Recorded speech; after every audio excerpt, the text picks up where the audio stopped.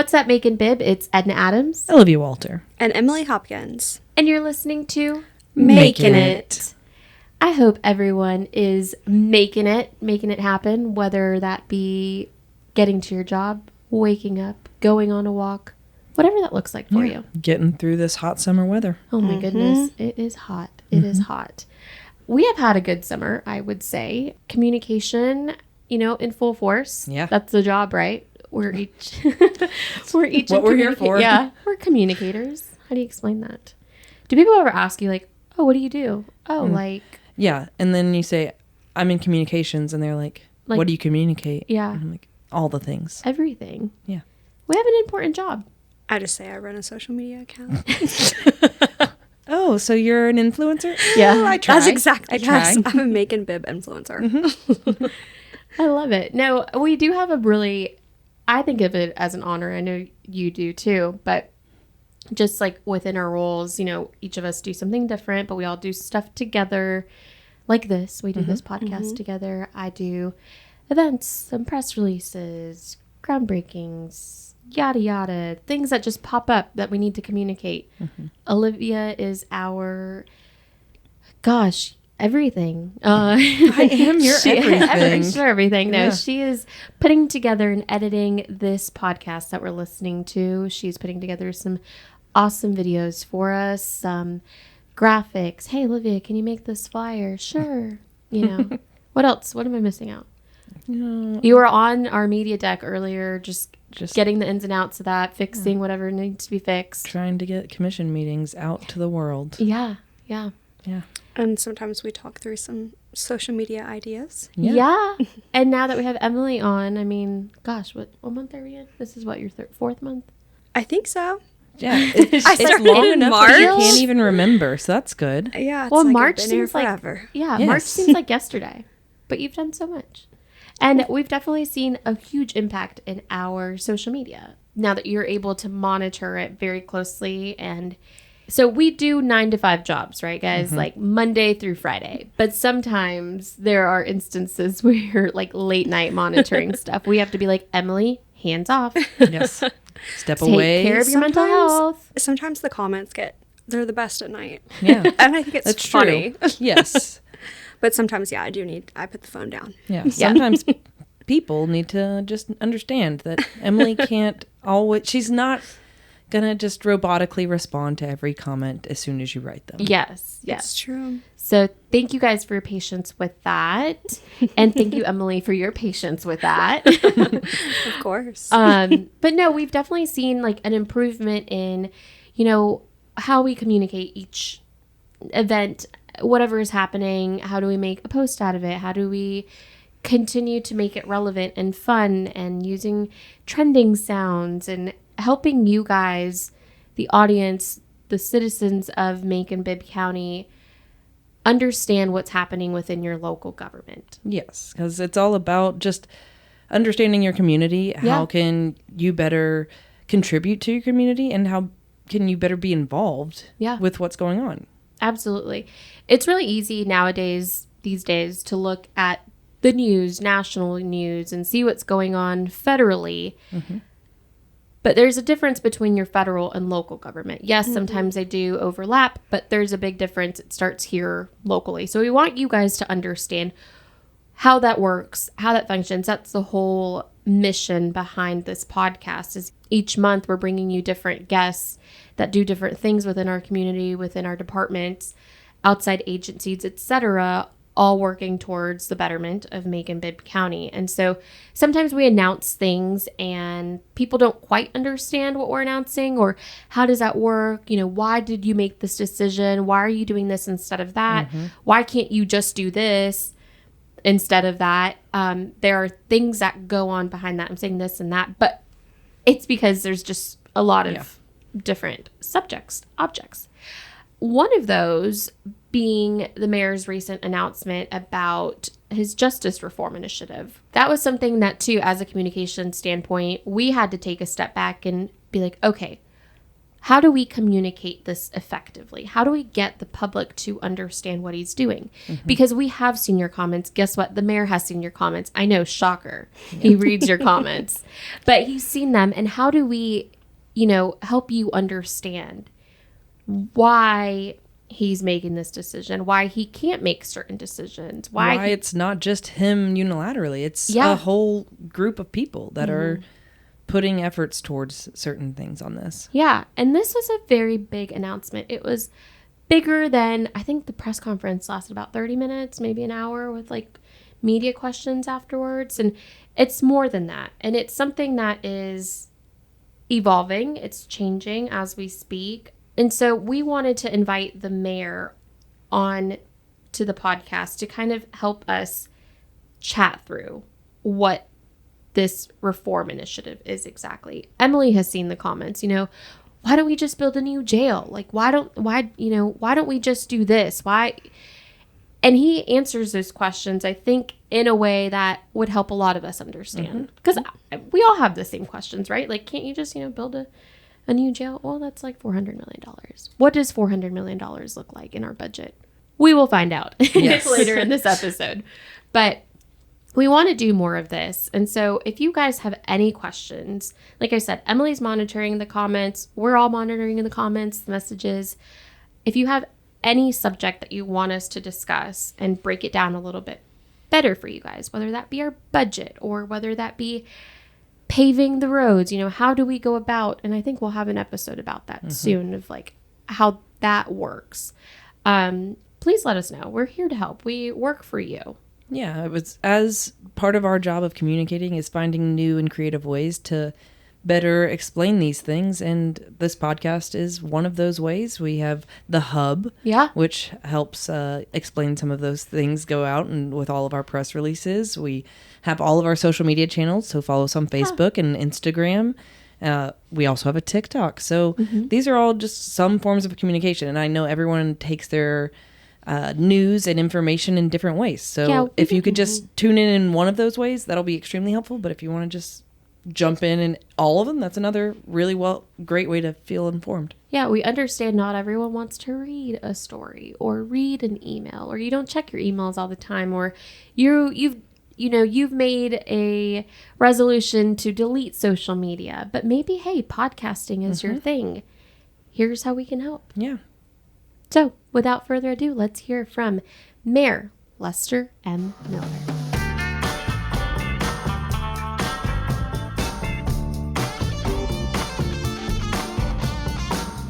We have Mayor Lester Miller in the house. What's up, Mayor? Not much. Another day. Another day. Another adventure. Another job. Another thing to do. We stay busy with Mayor Miller. I love it. That's a good thing, right? Yeah. That is a great thing. That's a great thing. You keep us on our toes. It's never boring. Yeah, there's always something to do. And plus, there's always something to do in the community, right? That's right. Things needed to be done yesterday. Yeah. No time to sleep. Goodness gracious. We've done a lot. And by we, I mean the rest of the county. I mean, we just communicate and do the things. But we just tell you what everyone else is doing. Yeah, we just tell you what they're doing. Whatever the mayor wants us to do, we do it.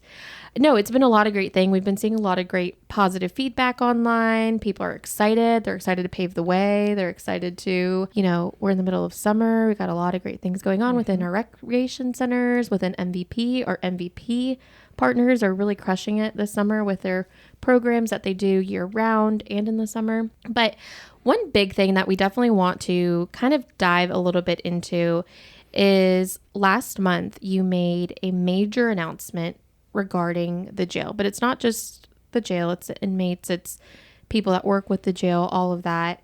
We've been, we would be remiss if we didn't say we have seen the feedback, the comments that we've been getting in the community. What they didn't know is that you are already working behind the scenes to address a lot of issues, because it's not just one problem, right? It's not just, you can't just put your finger on one thing and say, we're going to snap our fingers and change that. As you have seen, as you already know, it's a multi-layered approach. That's correct. I mean, we took a holistic approach to address the issues. We've been working on this for quite a while. It's really an extension of our Macon Violence Prevention program we already have in place. It ties in nicely with that.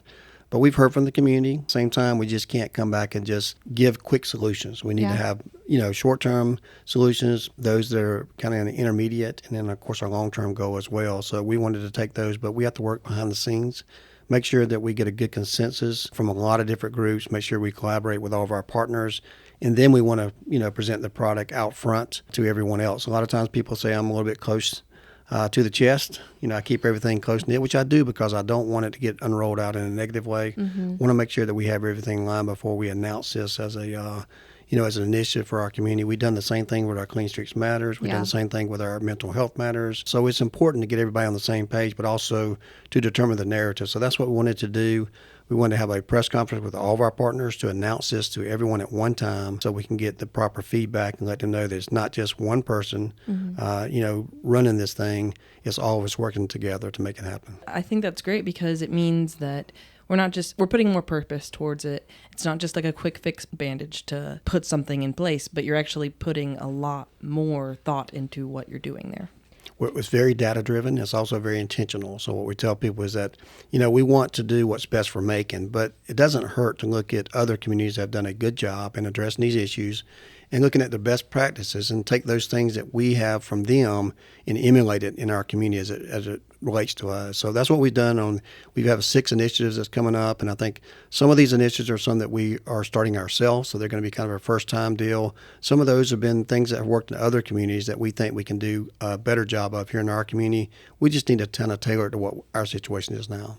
I think it doesn't hurt, too, that you've got a background, too, and I kind of want to start at the beginning, but in law, like, it was helpful that you knew a lot of these things already. I mean, and I'm sure this is something that's close to your heart, too. I mean, when we talk about the jail, yes, people are there because they made mistakes and stuff, but at the end of the day, these are human beings. And, if anyone that knows you, you truly care about this community and you care about each human being that, is in this community. So talk to us, if you don't mind, just from the beginning, why this initiative was so important. It's not just let me reply to the comments. It was like you were already working on this because you saw the problem. Well, first of all, you got to take your personal life experiences too, and you can't just leave those at the door. You have to basically take the things that I've worked with as a lawyer that's been practicing 30 years, well familiar with the justice system, how it works and how it doesn't quite work sometimes, and try to address those issues in my position as mayor. One of those things, I worked at the DA's office, a district attorney's office a long time ago, practicing law and prosecuting people who commit crimes. At the same time, I was able to try cases while I was on in law school.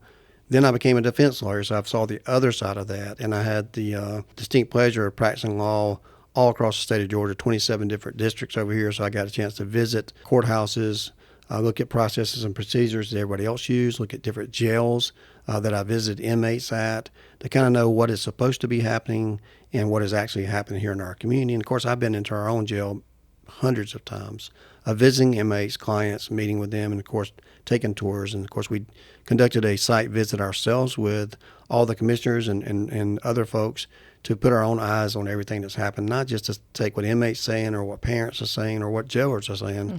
So we went there on our tour ourselves to kind of get some firsthand knowledge of what the present situation is. Yeah. What were some of the things that you saw that could be, and there's a lot, right? But what were some of the things that, and I guess too, let me take a step back there, is you're the mayor. We've also got different leaders that are focused in certain things. You got the district attorney, you've got the sheriff and stuff like that. So how do we all work together without, crossing into each other's like lanes and stuff like that? You've got a good relationship with all of these leaders. So how do you make those conversations happen? Well, first of all, we have to recognize that we each have our independent responsibilities. And certainly, as much as I want to do more proactive things in policing, that's not really the job of the mayor to do. And certainly the community doesn't always understand that. Yeah. They think the mayor can, set the schedule and take Snap care of his the fingers, jail yeah. and, prosecute the case, make the deals. And to some extent, we can collaborate on those issues, and I do have personal experience in some of those issues. But I do have a great working relationship with all of our partners, the judges, the DA, the public defender, which you can't forget about their office. They play a vital role. And, of course, even our budget presentation this year, when we brought public safety out in our budget, we talked about public safety as a whole. That's going to be our EMA, our fire department, our sheriff's department. It's going to be the courts. It's going to be the DA's office, the public defender's office, and those types of things, our accountability courts. So we recognized very early on that we have to include everybody. Once we started looking at all those issues that we had, and once we went to the jail, one of the first things we heard from people is there's too many people at the jail, right? There's too many people. It's overcrowded. The sheriff says it's not overcrowded, and there's reasons to explain why people choose to do the things in jail that they do. But we had to look at that first and foremost. So we said, well, why don't we look at every inmate in the jail? At that time, we had 1,018 inmates at the jail. Why don't we look at that and do what we call an audit? Not just an audit to say, well, these people allegedly committed these crimes, so there's this many of those and this many. It's looking at a case by case to make sure that no one gets lost in the process. Yeah. It's looking at them as persons and not just as numbers, and figure out, why is this person here? How long have they been here? Is this a felony or misdemeanor? Have they been to court yet? Are we holding them from another system? Are they supposed to be in the prison system? Do they have mental issues? Are they unsheltered? All those things. So we're making notes of each and every one of those. And of course, in a very short time, in about 2 weeks, a little bit over 2 weeks, we've shed about 82 people from that population there. Oh, wow. By using electronic monitoring devices. But also, these folks that have opportunities to go to work, they go to work with electronic monitoring on, or maybe they've got some mental health issues and we're trying to make those services directly connecting with them getting out of the jail. We think that's going to help with recidivism rates to make sure they're down. And I think that's a good deal. So that's part of our Making Justice works. We want people that can work to go to work. But guess what? If you don't have a job, if you lost your job while you're incarcerated for any period of time, we have the Adult Readiness Program. That is also by Roger Jackson, who's one of our professionals that's shown great improvements in his plans and getting people jobs. So he can provide training that you need. And even Macon-Bibb County has hired some folks coming out of this system here. And we want other people to do that as well. So those are good stories to tell when we can get people out of jail into work. And these are our nonviolent offenders. So that gives an opportunity to do that. This audit has showed us there's some process flaws that need to be addressed. So who's going to address those problems, you may say? We believe that a task force is the best way to do that. So we came up with a Justice and Wellness Task Force. And that's exactly what it is. These are our professionals like our district attorney, our sheriff, someone from the State Department of Behavioral Health and Services. We have our judges on there represented from each one of our state and superior court judges, as well as our probate judge. And we're going to have a reentry position on there for people that are reentering into the workforce out of prison. But also we have an inmate representative there, someone that's either been housed there before themselves or maybe a family or friend that has been through a relationship many times. And, of course, we can't forget about our clinical directors there. So this task force is going to be in charge of collecting the data, looking at best practices, and really having that open and honest conversation with each other on what changes we can make to make this system work a lot better. Yeah, I think you see that a lot, not even just in Macon, not just in necessarily some of these sentencings, but a lot of times paperwork is just overwhelming for people, and understanding how to go through different processes is something that's a good thing that we're auditing and taking a look at. And also we talk very often is how much people work together in Macon to sort of make everything work a little more cleanly and smoothly. And I think it's good that that task force involves not only just the number of the DA, the sheriff, yourself, but it includes people that are hands-on experiencing it. It includes that inmate or the family member there. And so how exactly did you come up with how that task force was going to sort of come together? Well, first of all, we looked at what the people in the community were saying the issues were and who has the closest relationship to those issues. So, for example, if someone says people are just staying in jail too long, they need to be prosecuted or whatever. So who is that? That's the district attorney. Mm-hmm. Or perhaps they're not getting all the right services at the jail there from a health and welfare situation. Well, whose job is that? That's probably the sheriff's job. Well, it is the sheriff's job. Who's the people sitting up there in court rendering justice out there, making these decisions about time and bonds and things? Well, that's the judge. What are problems they're having? They're having problems that maybe there's a mental illness there, or maybe they need to looking whether or not they're competent or not. So that's your clinical director. So people that are closest to the problem, we're very intentional about putting those on there. Nothing says we can't expand that. We've got the possibility to do that or bring on new partners, but that's at least the starting crew that we work with. And we'll have our first meeting coming up very soon. I'm looking forward to being able to share the audit from them. They've been participating in the audit too. The judges have been given information.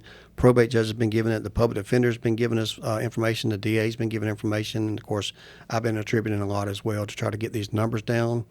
once we get these numbers down, that will help us know how we can better do a staffing ratio, because you got to look at the staffing at the jail as well. We want to make sure that we don't overburden our staff there, make sure we have a good relationship on ratios between the inmate and the staff. And one way to do that is to have less people at the jail. But also, when you have less people at the jail, you have less spaces at the jail being utilized all the time, so you can clean those. And that was some of the complaints that we heard about the cleanliness and about keeping the plumbing correct and the HVAC correct and having some light in there and those types of things. It's hard to do when you've got a jail that's considered to be overcrowding. Yeah. And when you talk about that audit, who actually ran that audit? The audits, each one of us is contributing to the audit. Like, I'm responsible for a certain percentage myself. The DA is responsible for those that are on her calendar. Rebecca Grice, and I forgot to mention Rebecca Grice, she's done a wonderful job in the solicitor's office. Her and her staff and Judge Lewis over there have done their part to make sure that we have the misdemeanors and the felonies together. So we're composing it all with our Macon Violence Prevention Coordinator, Jeremy Grissom, to make sure that we can present that in such a way to get the true message out. And then that data just tells us what the numbers are and the problems that we have.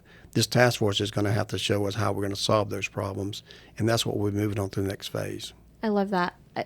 It looks like a little extra homework for y'all, right? Of like, you do this. It's a group project essentially, but it's a very important one. It was just such a powerful thing to see. It reminded me of, the MVP announcement when you had all those people standing outside that very hot June day.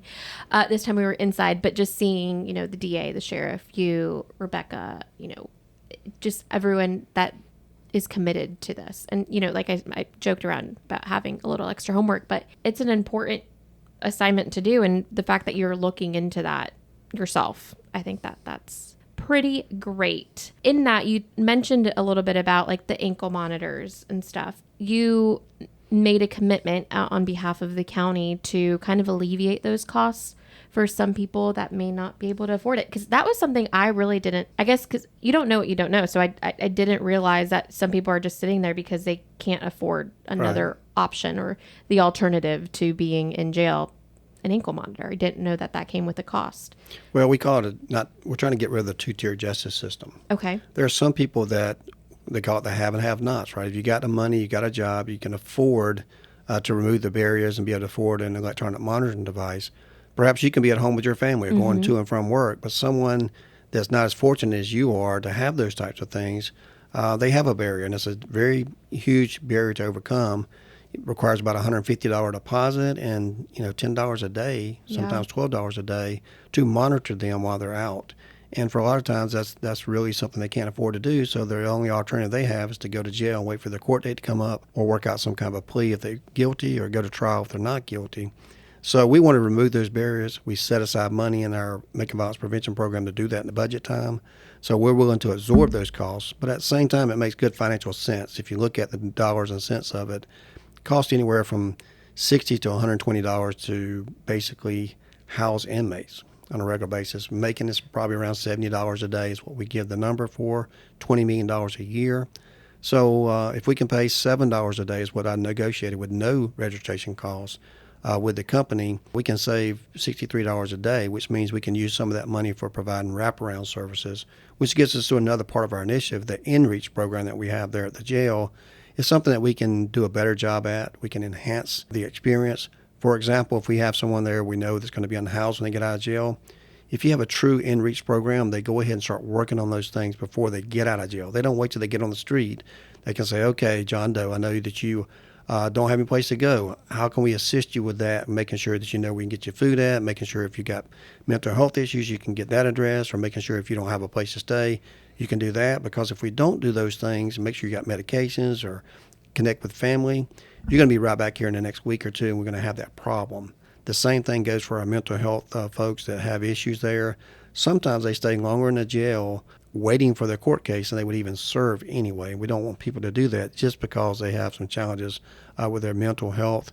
And I think getting those wraparound services there and being able to pay for them without raising taxes and using some of the cost savings from the place, that's going to help out a lot for those in the InReach program that we have there. Like I said, Macon-Bibb County already has some form of that, just not where we want it to be. Yeah, I can't imagine the frustration too. Like, you get yourself in that situation. Some of these things, when you think jail, you think inmates, you think that they're awful people, that they did bad things. In some cases, yes, but in other cases, they just end up, it's a luck thing. You shared the day of the press conference, you kind of shared a little bit of insight, and I want you to share, if you don't mind, a story with us or something without giving too much information about, just to give people perspective of some of these issues that these people are dealing with, whether that be somebody who, they didn't realize that they were owing money on a ticket or their driver's license was expired or something, and they get caught again and, just end up there. Well, I'll give you a couple examples, a couple from my personal experience representing people, and then maybe one since what we found in the audit.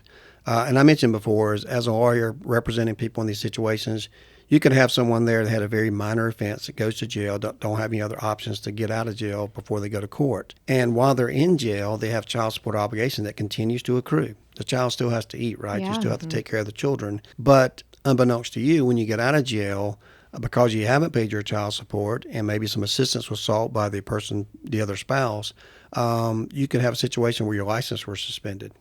Well, if you're going to go to and from work or you don't know about it, you're going to drive anyway. You get that ticket for driving on suspended license, and all of a sudden you got that expense, that new charge, that probation. It kind of just snowballs. And before you know it, you've got a felony there if you get a couple of these, and people are going to continue to drive to support their families. Exactly. And we got to remove those kind of barriers, educate them, provide them proper resources so that doesn't happen. At the same time, who is taking care of those children while they're in jail? Sometimes it's the taxpayers, the burden that they're placing on other people outside there or family members that may do some things that they shouldn't do to try to make ends meet. So it really kind of helps address those issues. Yeah, it's a snowball effect in that, the person's only going to try to support their family and going to work, but sometimes those things just keep piling on, and then it seems too overwhelming for the person to get back on their feet. They got to drive, they got to make ends meet, but also you got to look at the trauma involved there too. If you got any kind of depression, certainly going to jail is not going to help you with those issues. And if you're not getting some type of help or assistance while you're there, even for a short period of time, it really could have a generational effect on everyone down the line. So that's one reason we want to look at that. The other thing is, an example I'll give you, is we had a young lady at the jail that was waiting on an incompetency test. So she's getting an evaluation that sometimes can take 180 days, 365 days. She gets the test back. The test showed that she's incompetent to stand trial. Therefore, she has to wait for placement. Okay, good. We're going to get her some help, right? Well, placement won't consider you while you're in custody in this situation. And she's got a defects worker, and she's got a guardian involved. And I'm calling over to the lawyer and saying, look, why can't get this person out? She's been there this long, and it's more than she would even get on the charge. Mm-hmm. She served more times. Sometimes, in a couple of instances where people went in on a misdemeanor, they leave the jail with a felony because they've got these issues that haven't been addressed, and then they fight in there or they do some other things that get them a felony when they're in there on a misdemeanor. So we got to be able to address that. So what we did in that situation is say, look, we can give her an electronic monitoring device as if she's a permanent resident of the jail right now, or get her out into a transitional place. Then a bed becomes available. She can go directly to get her treatment that she needs. Those are the kind of things. You're not being soft on crime. You're being very smart about it. And you're trying to solve a problem that's going to cost you a lot more money in the future and a lot more heartache for everybody in the future. So we're trying to address those. We've seen that happen. We've seen a situation where someone was there 14 months, could honestly been out 6 months ago, and now they're working for Macon-Bibb County. Great worker, doing a good job for our county, providing a valuable service, but just had an issue there where they had problems going on with their license, and it turns into another thing. So we've got some great success stories on there. The competency thing is real. We have a lot of people there that are waiting on tests to be done that take a long period of time to do that.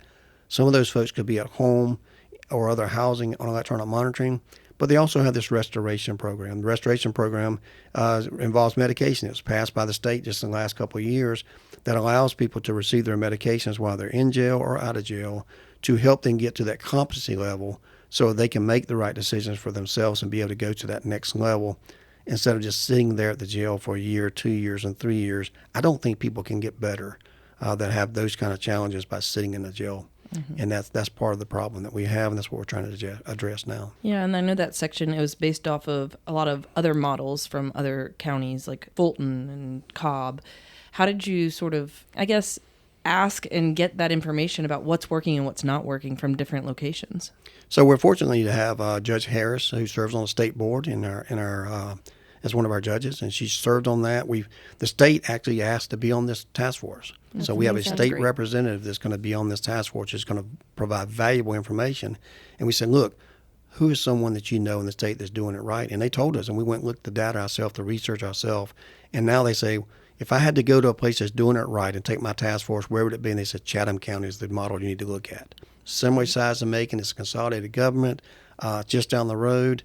And so probably more than likely we're going to get that task force together. We're going to go to Chatham County, see what they're doing right, and see if we can emulate that in Macon-Bibb County. That's amazing. Yeah, and shout out to Judge Harris, too. She's an incredible person to have on the team. She loves this community and is an incredible judge. There's just so many layers. You touched on 5 of the initiatives. The 6th initiative, which is something that people think that can just happen so quickly, like this is what's going to change all the problems. But unfortunately, yeah, it'll help fix some of the problems, but not all of them.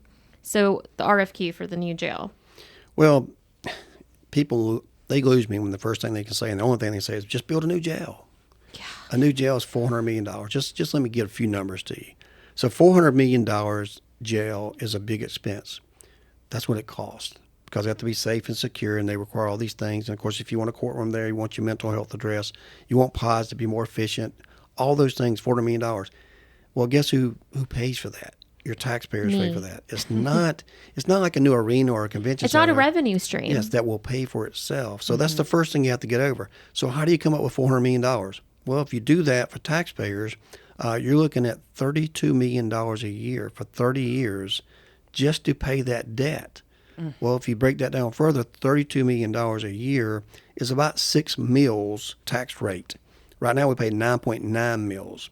So if you take that 6 mills on top of that, now you've almost doubled your taxes by building a new jail. So if people are saying, let's just build a new jail, they're not saying, let's double my taxes. I can't believe they would say that. You can't use SPLOST dollars to do that, because the new jail is $400 million. You got $450. You couldn't do a project for 10 years. You couldn't pave a road. You couldn't build a new fire station. You couldn't do anything with the jail. You couldn't buy a police car.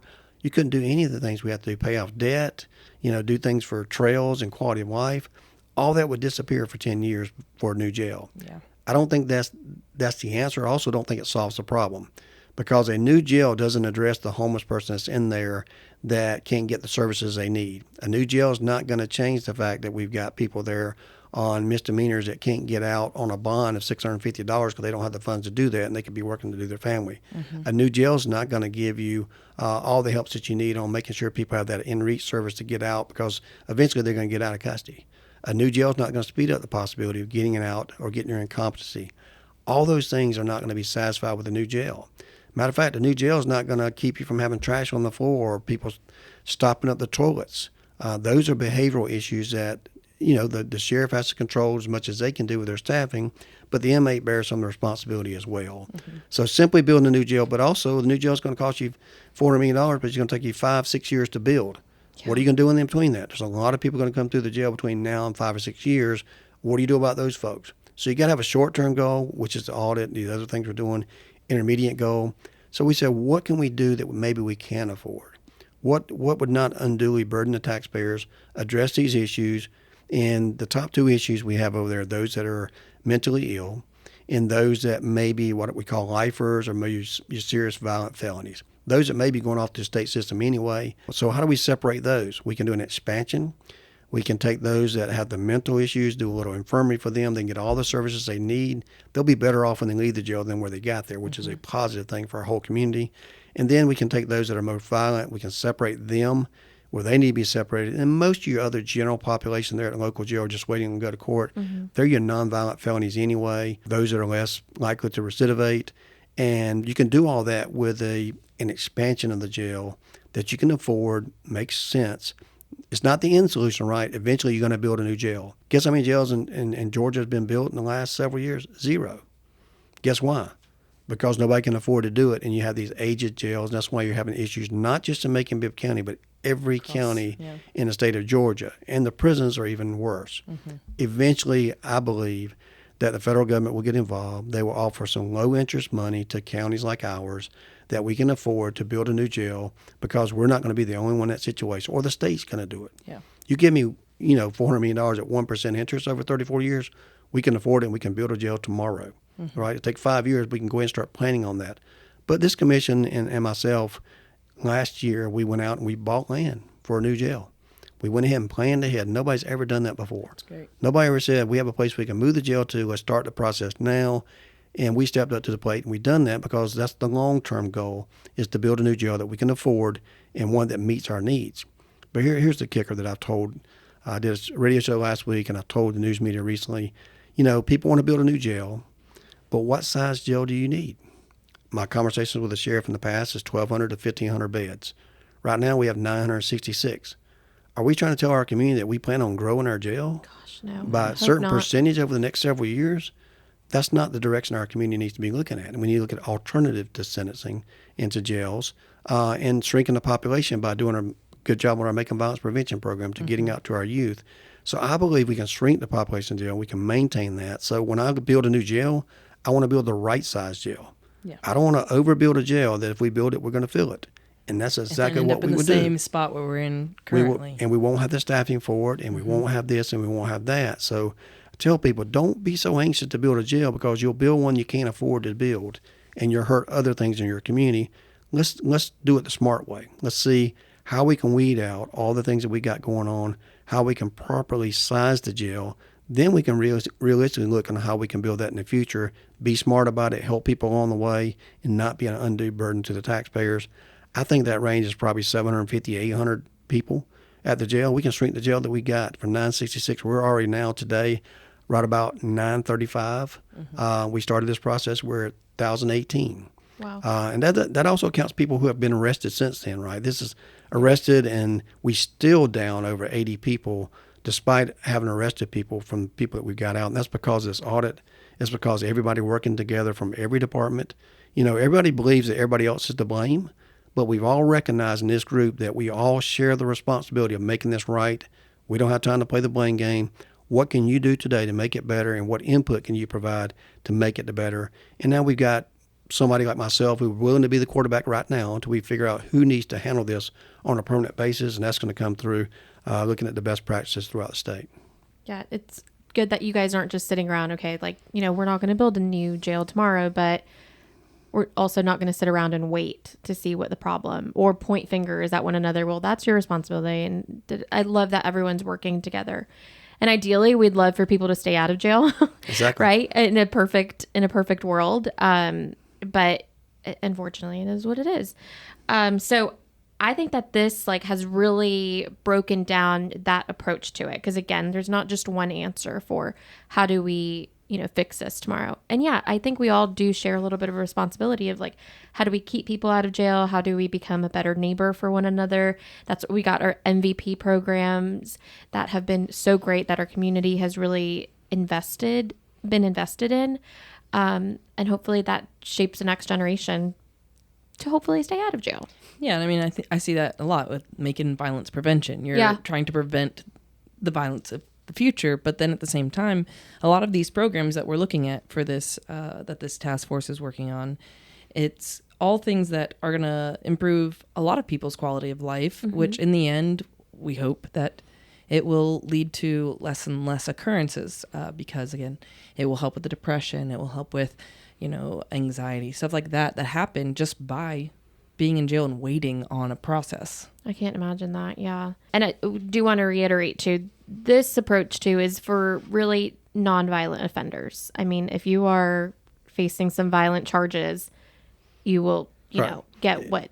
If you commit a violent crime, you're going to be locked up in Macon. You're going to stay there until you go through your process. And of course, if you're found guilty, you go home. If you don't, you go off to the system. It's not being soft on crime at all. I do think one thing about forming this task force is getting all the leaders, the decision makers in the room at one time, setting aside any agendas they have, their personal egos, and making the hard decisions. Yeah. We know there's going to be some pain points. I've already seen it in the audit, right? There's no sense that someone should be sitting over there for 14 months after they've been indicted with a crime. They should have been arraigned many months before then. The inevitable may not change, but it'll do a lot sooner, so we have less people at the jail, and they can get on to healing at a quicker pace and hopefully get out and rehab at a quicker pace. So we know there's some pain points there. It's nobody's fault. We're all in this together. But we got to keep marching on together. We got to make the tough decisions. And, before I was asked, well, I thought you always said, Mayor, that this is the sheriff's job and the sheriff runs the jail. Well, the sheriff is. He's the constitutional officer that's elected by all the people in Macon. It is his job and his responsibility to make sure that the jail is functional internal, operational, and he manages the day-to-day operations. And he's 100% responsible for the health and welfare of everybody at that jail. What the mayor can do is he can collaborate. He can bring all the parties together. Certainly, there's budgetary things that the mayor can do, but a mayor can bring people together that have common goals, and even though they're in different departments, and bring them all together in a collaboration to make sure that he can provide the leadership, or she can provide the leadership necessary to make all these parts kind of fit together, and also can create that safe space that everybody can have the conversations they need to have in those places to make sure that the tough decisions get made, and they get made for the right reasons. So what's next? I mean, we're in the audit still. You're still working through that. I know there's a lot of things happening. People may not think that there's still work being done behind the scenes after that press conference. They think it's just a press conference. You're done, on to the next thing. No, this is still very much being worked on, along with other things, paving roads, ideas for new buildings and stuff like that. But what is being done right now? What's next? There's a lot happening right now. First of all, we're doing the audit. So we're still in the audit. It'll be done probably around July 10th, July 12th. We'll be completing the audit. Jeremy Grissom is setting up a task force meeting for our first task force meeting to discuss that. I'm already meeting with state officials, with the sheriff, to talk about some of the programs that we have there, because it takes the sheriff's permission to do some of these programs. We got our first meeting tomorrow. We'll be screening out several companies, all out of Macon, not in Macon, but outside of Macon-Bibb County, that have successfully designed and built jails. So we're in our first process there. Once we get the architect selected there, then of course we'll move on to the next phase, if we select those that are qualified, to start getting some pricing on the expansion and what that could look like and what it would cost us. And then we continue to get the task force together to talk about the items that are important, what the audit revealed, and then we'll start some trips going on to look at best practices throughout the state. So this is a work in progress. It's something that's not going to get satisfied overnight. It's going to be a long process too, which means we have to be very steadfast about doing this each and every month, not let it get on the back of our minds. It's got to stay on the forefront, which I'm convinced with the people we got at the table that's going to happen. And then we'll look at what funding we need to put toward it. We're already saving money on this process already. You think about $70 a day. We let 80 people out that are working or supporting their families or going on to the next part of their journey. That's over $126,000 in 1 month that we're saving already. And we're helping people, and we're moving everything further along. So I think it's going to be it's hard, tough work, and it's have some sleepless nights from me and some weekend work that we've had to do. But we have a very open relationship from all the people involved, and I'm satisfied with that we're going to get this thing done. I love that. It takes a village too. And I know there's probably people at home that are like, how can I help? Maybe business owners who are ready to hire somebody. How can the community help? Well, if you're a business owner, I'd say agree to hire one person. Okay. It's going to be a person that you can choose. It's going to be a nonviolent person, a person that can be trained or already has a skill set. Certainly, it shouldn't matter if they got electronic monitoring on their ankle or not. That is even more safe. It's more an opportunity that they're going to come to work. Some of these are scram units. That means you can pick up alcohol and things like that. So people are required to wear those. You know that you've got a good, clean employee coming to work every day. They're going to show up, because the alternative, they don't come to your job, they're going back to the jail. Exactly. I think they'd much rather do that. Yeah. I think that you got to maintain some support for these family members. Don't look down upon them. Don't ostracize them from your family because they've committed some act or at least been arrested for some act. You still got to provide that network there. If you know somebody's going through some troubling times, make you pick up the phone, make sure they get the help they need. Suicides in our community are higher than we all want them to be. Recognize when someone's going through depression and try to reach out to help them. If you don't have the help there that call us. We have a great program through our Mental Health Matters.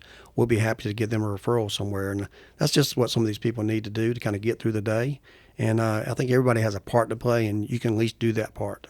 Yeah, because we're all, again, doing the best we can, and it's always great to lend a hand to our fellow community members and making sure that we're all just being the strongest we can possibly be and give each other the most opportunities to get through it. Yeah, and if you want to help, head over to maconviolenceprevention.org. That's great. And fill out the form there, and you can definitely say that you're interested in helping, or, hey, I have a business, I'm looking to hire somebody. I'm sure somebody will get you in the right direction. Yeah, so I'm sure we're going to have you back on soon. I know you've got a very busy schedule. It took a lot for you to get here. You were even a little bit late, but that's fine. Just a few minutes. Because you were doing something. Yes. Rightfully so. I just have to give you a little bit of grief because, that's how we do. So thank you so much for being on. And like I said, we'll probably keep talking about this, because it's not a one and done thing. It'll keep being worked on. And so thank you on behalf of all of our community. Thank you for sitting here and chatting with us and giving us some insight on this. Well, my pleasure. I'm looking forward to coming back with some great news and give you some new data as we find that out. And of course, if there's pain points, I'll let you know that too. And certainly we'll think about other ways that people in the community sitting here and listening to this can help us move our way.